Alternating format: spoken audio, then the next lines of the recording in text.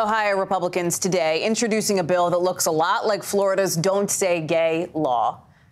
It seeks legislation, quote, regarding the promotion and teaching of divisive or inherently racist concepts in public schools. And one of those so-called divisive topics, according to the bill, quote, any curriculum or instructional materials on sexual orientation or gender identity. That language, of course, is very similar to the law that's now in place in Florida. And in Texas, you have activists responding to Governor Abbott in February, ordering the state's Child Protective Agency to investigate gender-affirming care for trans kids as child abuse.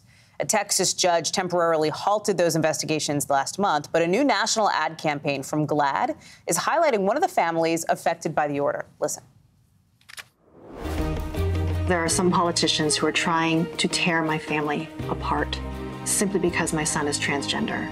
Trans kids don't have a political agenda. They are just kids. They just want to be left alone. My family's just like yours. We love our kids unconditionally, and we will never stop fighting for them. I'm joined now by Max Briggle's mom, Amber Briggle, who you just heard from there, and who's a candidate for Denton, Texas City Council, and by Sarah Kate Ellis, president and CEO of GLAAD. I'm so glad you are both here with us. Thanks for being on, and good afternoon to you.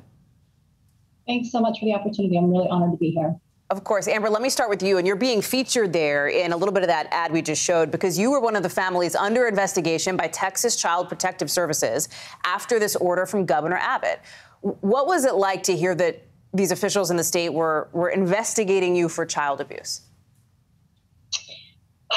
You know, there's so many feelings. It felt like a betrayal, specifically because I had actually invited Texas Attorney General Ken Paxton to have dinner in my home to meet my child so that he could understand that trans kids are not a threat. That was 6 years ago. And he found himself in a very contentious primary race, wanted to, have a red meat issue that was going to drive people to the polls, and issued this directive, or issued an opinion that equated basically the love and the care that I have for my child as child abuse. I'm not surprised by any of this. I mean, I've been fighting for trans kids for years, 6, 7 years, ever since my son, came out in first grade, and he's in 8th grade now, right? And I've seen this steady drumbeat get louder. The temperature has risen. The pressure has continued to be on families like mine. And I haven't seen enough pushback from the media or the country to hold these elected officials accountable. And so I'm not surprised. I'm terrified. I'm betrayed, and I'm angry. How's Max doing? He's still doing great in school. He's engaged in his activities and with his friends. We did actually have a CPS investigator come into our home and investigate us. The children, both of my kids were really, really nervous leading up to that. I don't blame them. We were all very nervous. But when the investigator left and we all were still under the same roof together, I think to them, they felt like maybe it was over. I don't think they understand that the investigation is still it's still open. There is an injunction in the state of Texas so that they can't continue to get more information on this case, right? So the case is basically paused, but it's not closed. The investigation is still technically open, and I haven't really relayed that information to my kids because I just don't want to worry them more than they already are. Sarah Kate, let me ask you, GLAAD is putting this ad out across the country, not just in Texas. Why do you think it's so important for everybody coast to coast to hear Amber and Max's story? This is, to give this some context, there are over 200 anti-LGBTQ bills, and 50% of those, over 100 of them, target our trans community, and most of them target the youth in our trans community. And we need to shed some light on that, because when you meet someone like Amber and her family, you understand that these are human rights, not political issues, and they've been politicized. And I just want to say that I do want to say thank you to our partners.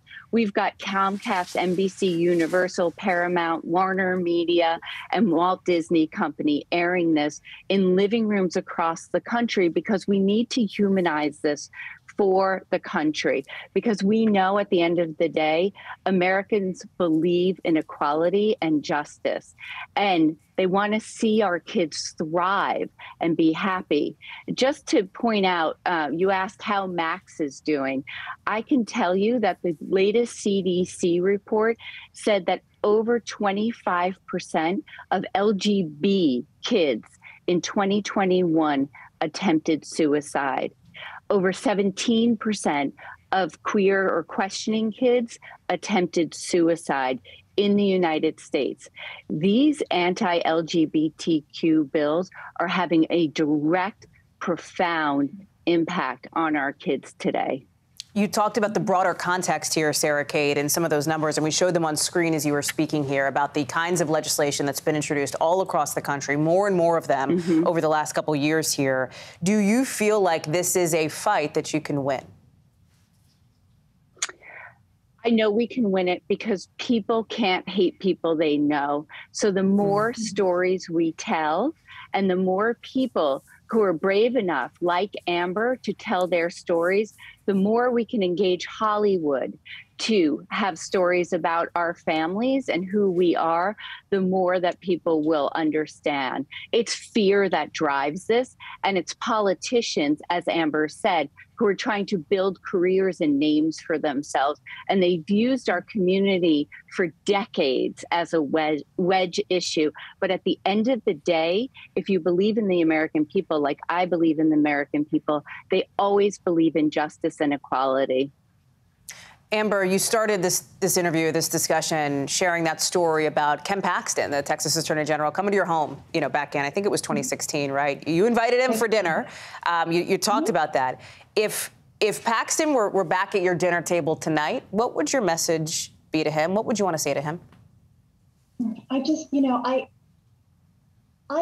I have no more words for him, Hallie. I have no more words for him. I have shown him up close. I made him a carefully prepared meal. He engaged with my children. He broke bread with my family. And now he says that families like mine should not exist. I'm not talking to Ken Paxton anymore. I'm trying to reach that movable middle, right? I'm trying to reach the rest of the country that maybe hasn't met a transgender child and maybe hasn't thought about this issue and what that would mean. What that would mean for the state to terrorize your family and threaten to take your children away for doing nothing more than loving them unconditionally and giving them the care and support that they need. That is who I'm trying to reach now, because we need everyone in this country to hold our elected officials accountable and stand up for my son. His civil rights matter regardless of his zip code. We're not leaving Texas. This is where we live, and we need the rest of the country to stand up for us. Amber Briggle, Sarah Kate Ellis, thank you so much for being with us and for sharing your stories here on MSNBC. I appreciate it.